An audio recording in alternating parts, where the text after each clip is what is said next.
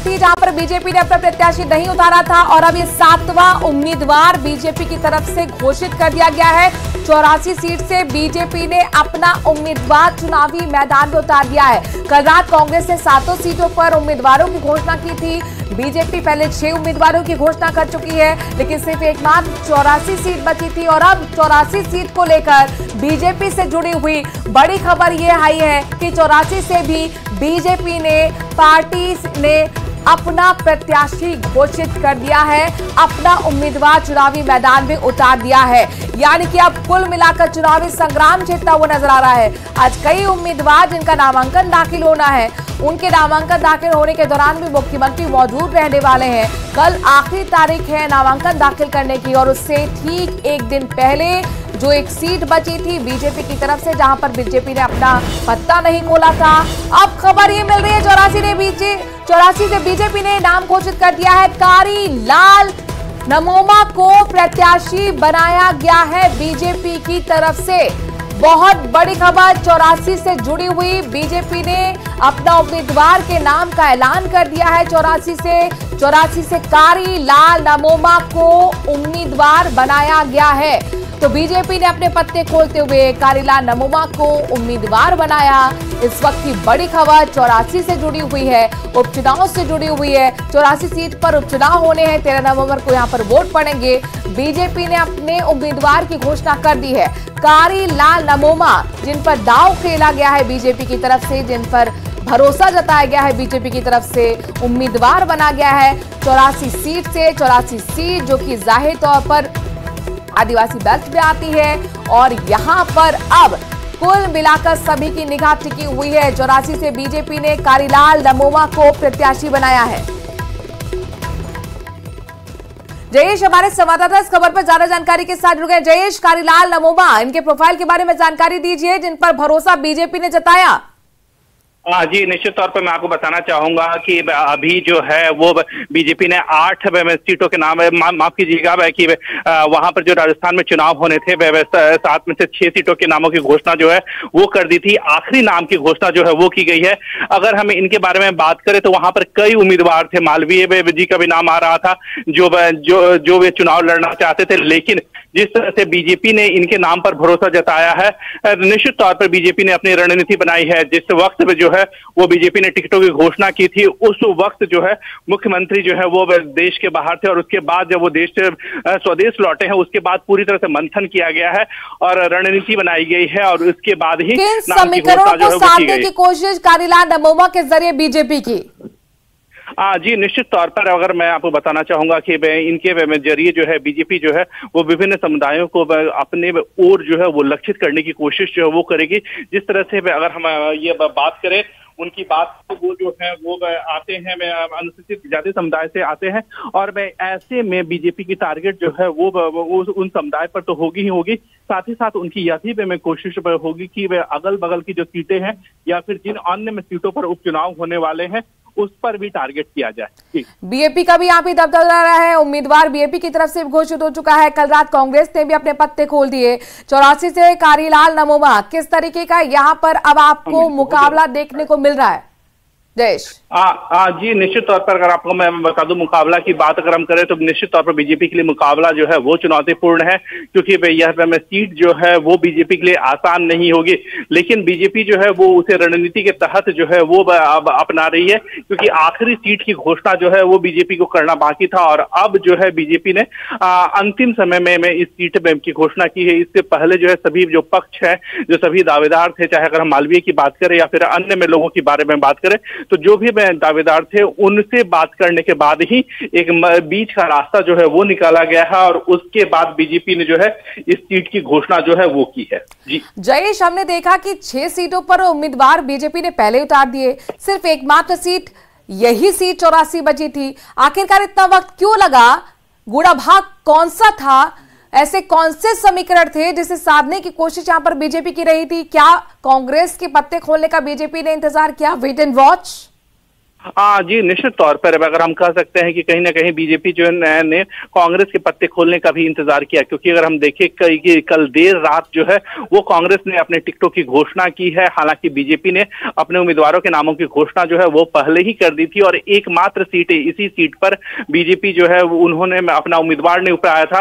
कांग्रेस ने जब अपने पत्ते पूरी तरह से खोल दिए और कहीं ना कहीं बीजेपी की ओर से कई दावेदार जो थे वो भी यहाँ पर सामने आ रहे थे और उसके बाद ही बीजेपी ने अपने पत्ते खोले हैं और नाम की जो घोषणा है वो पूरी तरह से की है। जी, एक चीज जयेश समझाइए, कारीलाल नमोमा चूंकि रेस में से कई नाम थे, मालवीय के नाम था, उन सबको पछाड़ते हुए आगे बढ़े, उन पर भरोसा बीजेपी ने जताया। क्या यूएसपी इनकी रही है जिसकी वजह से बीजेपी ने कारीलाल पर भरोसा जताया, उन पर दांव खेला है? जी, निश्चित तौर पर अगर हम इनके यूएसपी की बात करें तो निश्चित तौर पर वो राज्य की भी पसंद होंगे और कहीं ना कहीं केंद्र की भी पसंद होंगे।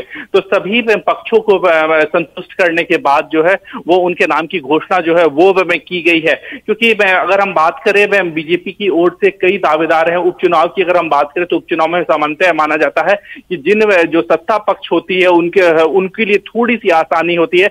हालांकि बीजेपी के लिए ये सीट जो है वो उतनी आसान नहीं है और अगर हम बात करें सभी सीटों की बात करें तो बीजेपी का स्टेक जो है वो काफी कम है। बीजेपी को यहाँ पर नंबर जो है वही प्लस करने हैं। लेकिन अगर हम बात करें कि केंद्र में की भी पसंद हो सकते हैं या माना यह भी जा सकता है कि वो राज्य में की भी पसंद हो। लेकिन इसके साथ ही साथ जिस तरह से अगर हम देखें कि कल देर रात जो है कांग्रेस ने अपने टिकट की घोषणा की है और उसके बाद आज सुबह इन सीटों पर जो है वो उम्मीदवारों के नामों की घोषणा की गई है। तो निश्चित तौर पर कांग्रेस उम्मीदवार की जो बीजेपी की वेट एंड वॉच की पॉलिसी थी उसके बाद ही बीजेपी ने आखिरी समय में अपने उम्मीदवार की घोषणा जो है वो की है। जी, अगर हम कांग्रेस की बात करते हैं, महेश राउत पर दांव खेला गया है। 9 साल से कांग्रेस के सक्रिय नेता रहे थे, सरपंच भी रहे जाहिर तौर पर। अब वो विधानसभा चुनाव लड़ेंगे। बीजेपी ने सबसे पहले पत्ते खोलते हुए अनिल कटारा को टिकट दिया है, उनका ये पहला चुनाव है। लेकिन कुल मिलाकर कारीलाल नमोमा आखिरकार इस चुनावी दंगल में कहां खड़े हुए नजर आ रहे हैं? जी, इसके साथ ही साथ एक और बात यहाँ पर मैं आपको बताना चाहूंगा कि अगर हम बीजेपी के कई बड़े नेताओं के साथ बात कर रहे थे उस वक्त उनका साफ तौर पे कहना था कि जो बीजेपी सरकार के 1 साल के लगभग 11 महीने की जो परफॉर्मेंस है उसके आधार पर भी वो चुनाव लड़ेंगे।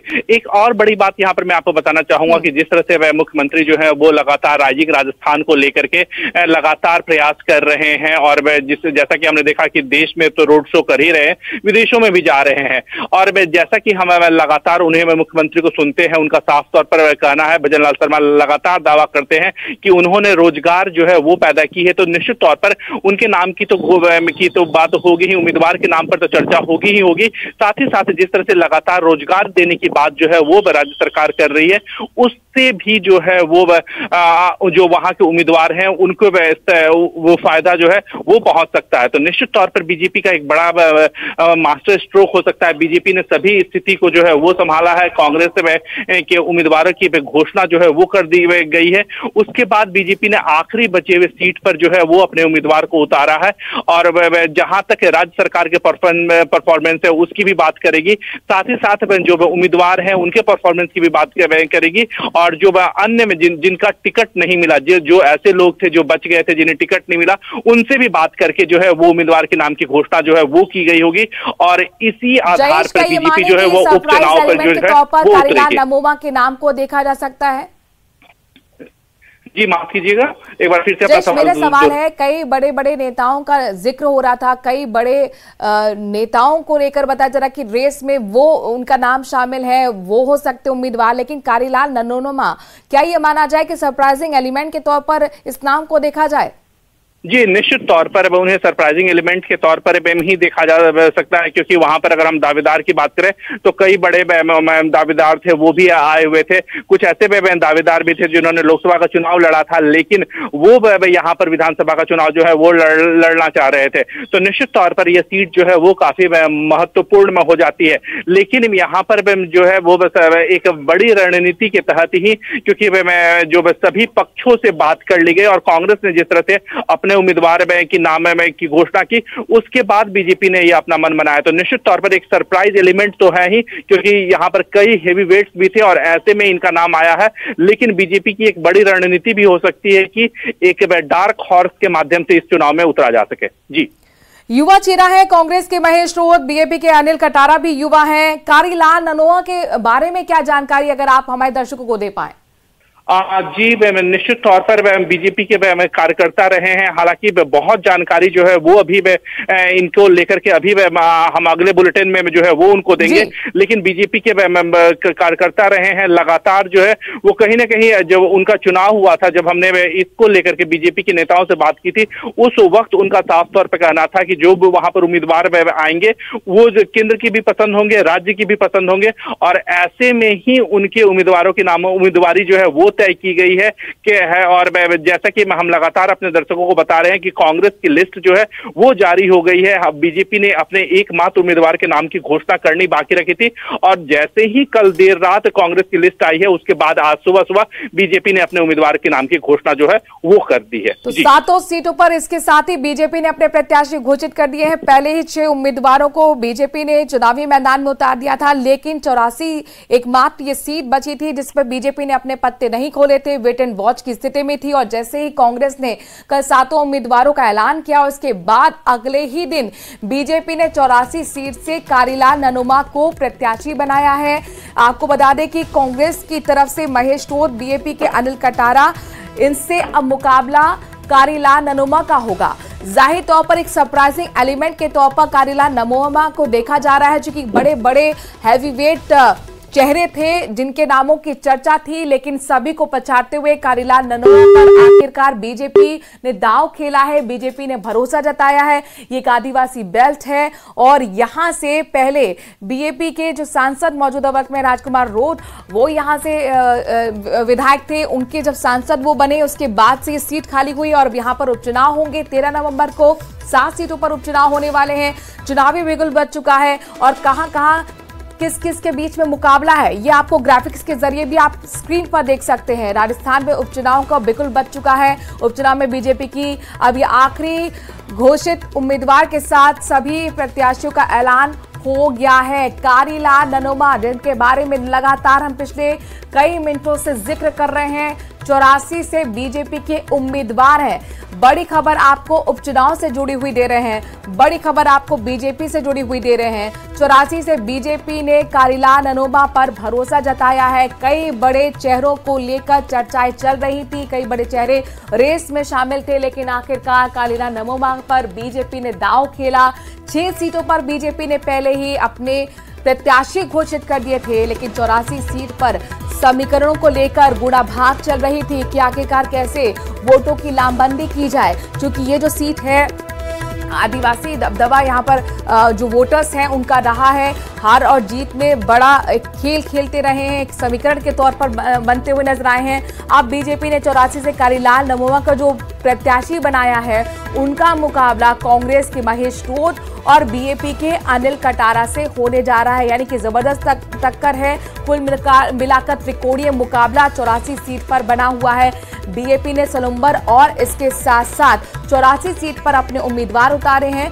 तो कई ऐसी सीटें हैं जहां पर सीधे सीधे मुकाबला बीजेपी और कांग्रेस का है, लेकिन 84 सीट की अगर हम बात करते हैं तो यहां पर मुकाबला